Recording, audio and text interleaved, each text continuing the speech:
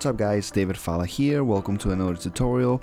And before we start, I want to wish everybody happy holidays, Merry Christmas to those who celebrate, and happy holidays to all of you. I hope you guys had a great day with your families, and I hope you have amazing New Year's. So let's start with the video. The first thing we're gonna do, we're gonna go ahead and wet the hair. We're gonna section the top from the bottom, just because it kind of makes it a little more organized to cut hair. I realized with time and with the years that the more you section, usually the quicker you finish. The sectioning sometimes can take some time, but at the same time, it makes everything easier to work. Like every section is easier to just work on the section, and you work on the next one and things like that, so it makes it easier. So anyways, I'm gonna start with cutting the back. How you can see, I'm taking a diagonal section and then I'm pulling it towards me, and then what I'm doing, I'm taking a second section and pulling it to my first section, cutting whatever is left. And then the next thing I'm gonna do, I'm gonna take another section and I'm gonna pull it to my first section. So pretty much what I'm doing, I'm trying to create a triangle on the back because I'm trying to retain weight towards the middle, and I want the sides to be tapered on the back. So that's the reason why I'm cutting it like this. So pretty much you just taking each section to the first section. I mean, if you understand it, sorry I couldn't show that part because I was the client was watching TV. If I will turn him around, he will start crying. So anyways guys, right here we're using a 2 with lever open. We start with lever open. Now we are closing the lever, and pretty much we are going to pretty much all the way up to the ridge where the disconnection happens, and then we're gonna start down fading from there. So here we're using a 1.5. Yes, and this does make a 1.5 now. So before you guys asking, yes, it's a 1.5 from Mendham, and it's great. Yeah, it's really good. So here we're closing the lever and we continue fading down. As you can see, I'm not going as high anymore as I was going before with number 2. So just keep that in mind. And on the back, you can see I'm following that guide that I created with scissors, because remember, we're trying to keep it like in a triangle on the back. So here I'm using number 1 or 1/8, and do the same thing. We just down fading, lever open first, and then we closing it little by little. And then that's pretty much what we're doing. We every time we close the lever, our strokes don't go they're lower. We don't go as high anymore. And that's pretty much what down fade means, right? So instead of making guides, we just kind of fading down. I use this technique a lot with kids, just because for me it's easier and quicker to finish a haircut like this. And sometimes with kids, they start moving and they start talking and moving and making noises and jumping and all the stuff. So we're gonna finish fast. So here making my first guideline to say like that, this is gonna be, I'm using a trimmer. You can use the 0G machine, or most of the time I use the Supra for this step with the 5 zeros, but the client kind of doesn't like the machine, so that's why I'm using my trimmer. So yeah, but anyway, so here I'm just bolding out the line. How you can see, I'm following the head shape. This is important, guys. Remember to always follow the head shape. I know clients tell you, oh, I want a high fade. Yes, but sometimes a high fade is not going to look best for them. So it's your job to let that client know. If after you explain to them why maybe a mid fade or a low fade will be better for their head shape and the type of hairstyle they want. If they still want to get a high fade, that's up to them. You did your job explaining to them what would look best. If they don't want to take your advice, then that's on them. So here I'm using a 0 or a 1/16. I think on wall is a half. So and this is gonna help me blend from the 1 to the skin. Right, so we some people don't use this guard. I use it not all the time, but I use it, and this is gonna help me blend from that 1 with the lever closed to the 0 that I created with the trimmer. After you are done with the 0, then you're gonna go ahead and use your machine with a lever open, and then you're gonna start closing that lever little by little until that skin line kind of disappears, right? The guide disappears. This is kind of one of those things that if you have to kind of play with it, with the lever, like open it, close it, and use the corners of the trimmer or the clipper in this case, and this is gonna help you erase that line. And use the mirror. Always use the mirror. If it's gonna help you see if there's anything missing, if the gradient that you're trying to create from like the light to dark is nice, or there's lines in between that are kind of breaking the fluidity of the fade, right? So it's important to use your mirror, or take a step back and look at it from a little further and see if it changes, or you can see something like a dark spots or things like that. Sometimes that helps me a lot to be able to see if the fade is looking how I want it to look, or is there still like dark spots. Okay, so now we're gonna go ahead and wet the top, and then we're gonna section the top into 3 parts. I call these the mohawk section. So pretty much we're gonna cut the mohawk part first, and then we're gonna use that as a guide to cut the other panel, the other sides. So pretty much we divide into 3, and then we're gonna take our middle section. That's gonna be our first guide, and then what we're gonna do from there, we're gonna cut like our cutting line is gonna be square, pretty much following like the, I can explain to you guys, the wall, the ceiling, the floor, right? So we're gonna create a square shape. This is important. So pretty much you pull everything up following the floor.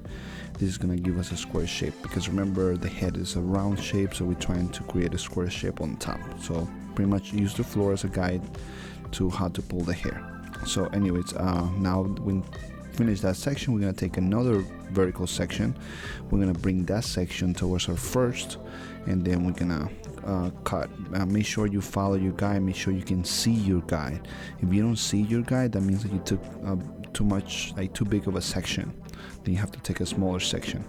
Then here we're taking another section, and we moving that section towards our previous guide, and we do that until we run out of hair, to say it like down the top, and until the head starts rounding. Then that's when we stop. Remember, this is going to be an undercut, so in this case we are going to run out of hair because the hair is disconnected, so the other hair is super short. So anyways guys, we're going to cut the second panel, but before we cut the second panel, let's double check this, cross check this, and make sure that it's good. So you're going to take horizontal sections, and then with the horizontal sections, it's going to help us see if if it's even or not. This is very important that you cross check. I know some people don't do it, but it's one of those things that if you have a client that is paying you for a good haircut, and like he's coming to you because you are a professional, then it's important that you take the extra 2 seconds to cross check your work, make sure that it's great, right? You don't want the client to go home and have like some hairs longer than others and the shape to not be even, and then when they try to style their hair, it's not gonna style easily how it should. So always remember to cross check your work, because remember guys, it makes you a better barber, because a lot of barbers don't do it. So if you do it, you're already doing way better than them.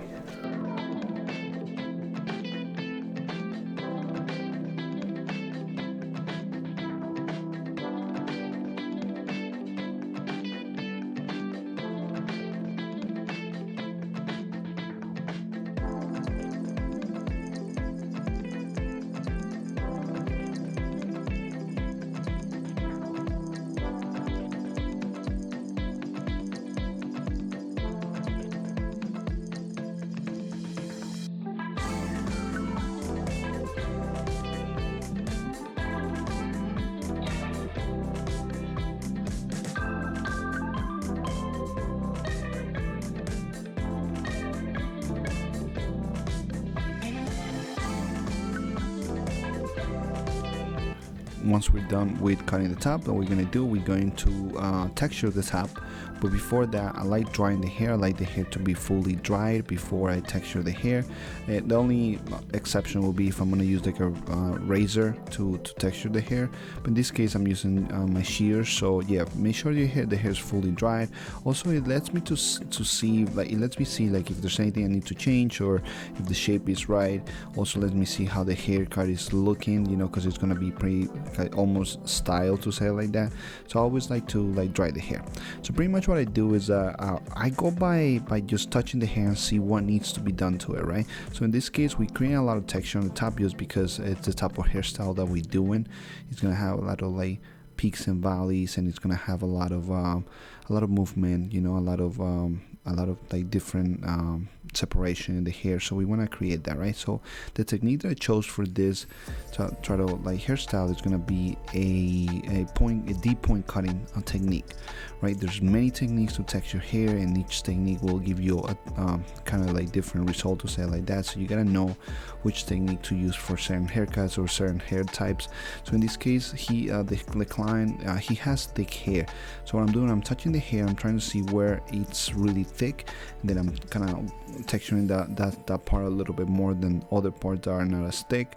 And then pretty much what I'm doing, I'm pulling the hair up 90 degrees, and then I'm going in with my shears, like pretty much like vertical, exactly how I'm taking the section. So if the hair is going up, I'm going with my shears in just like that. If the hair is going to the side, then I'm following that direction, right? So make sure that you follow the direction of where the hair is going, because if not, then you're gonna create a hole, then you're not really texturing the hair, you changing the structure of the haircut. So it's very important that you are very careful with this. I mean, how you can see, I do it fast because I've been doing this for a long time, but if you're new to this, make sure you take your time, because also you can cut yourself. So make sure you're being careful with this, and make sure you're not texturing hair that is already thin, because if the hair is already thin, then this might not be the best technique for it, all like fine hair, because what you're gonna do, you're gonna make it extra finer, and it's not gonna be a good look. So just make sure that you are careful and you understand what you're doing, and you're just not just cutting for no reason, just because you saw somebody on YouTube or on Instagram do it, because I get a lot of questions, people asking me, oh, I saw this on YouTube, I've been doing it, everybody, and some people like complain about it. So I was like, yeah, because that might not be the right technique for that one hairstyle that you're trying to do.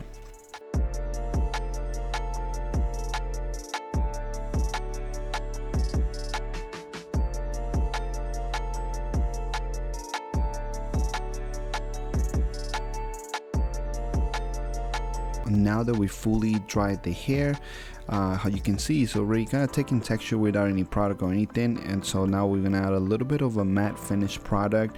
You don't want to add too much to it, because that's what like the blow dryer did, and all the texture that you added.